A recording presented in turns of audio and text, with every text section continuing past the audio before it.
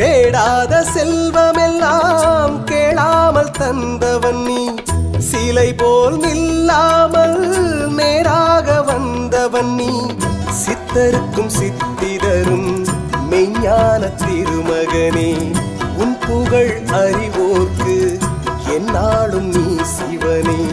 சித்தருக்கும் சித்திதரும் மெய்ஞான திருமகனே, உன் புகழ் அறிவோர்க்கு என்னாலும் நீ சிவனே.